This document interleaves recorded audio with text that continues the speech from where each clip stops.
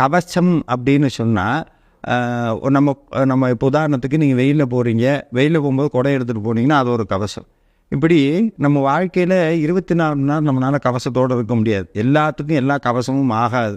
இப்போ நிறைய பேர் நினச்சிக்கிறோம் பணம் இருந்தால் நல்லா இருக்க முடியும்னு நினைக்கிறோம். ஆனால் அப்படி கிடையாது. பணம் இருந்தும் நிறையா பிரச்சனை தீர்க்க முடியாமல் இருக்குது.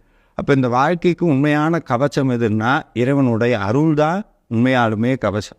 இறைவனுடைய அருளை எப்படி ஒருத்தன்ட்ட கொண்டு வர்றது அப்படின்னு யோசிச்சப்போ தான் பாலதேவராய சுவாமிகள் பழனிமலையில் மனிதர்கள் படக்கூடிய இந்த துன்பங்களை எல்லாம் பார்த்துட்டு அவங்க எல்லாத்துக்கும் ஒரு கவசத்தை கொடுக்கணும். கவசம்னா என்னென்னா தன்னை தானே பாதுகாத்து கொள்ளக்கூடிய ஒரு அற்புதமான கவசத்தை கொடுக்கணும்னு முருகப்பெருமானுடைய உத்தரவுனால உருவாக்கியது தான் கவசம். அது ஒரு பெரிய தொகுதி.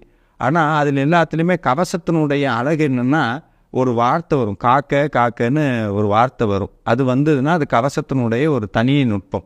ஆனால் வேல்மாறலில் எங்கேயுமே காக்கன்னு வராது. இந்த வேல்மாறல் அத்தனையுமே வேலனுடைய பெருமைகளை மட்டும்தான் சொல்லும். வேலனுடைய பெருமைகளை மட்டும்தான் சொல்லும்.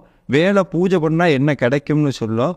ஆனால் இந்த கந்தசஷ்டி கவசத்துக்கும் வேல்மாறலுக்கும் உள்ள ஒரு ஒற்றுமை என்னென்னா, கந்தசஷ்டி கவசத்தில் முருகனை பாட வந்த தேவராய சுவாமிகள் ஒரு கட்டத்துக்கு மேலே வேலையே பாடுவார். காக்கா காக்கா கனவேல் காக்கா நோக்க நோக்க நொடியில் நோக்க தாக்கா தாக்கா தடையிற தாக்க பார்க்க பார்க்க பாவம் பிடிபட, அதே மாதிரி கண்கள் இரண்டையும் கனவேல் காக்க அப்படின்னு முருகனை பாட வந்தவர் வேலை மட்டுமே பாடிட்டு நிறைவின முருகனை பாடி நிவர்த்தி பண்ணி முடிச்சிருப்பார்.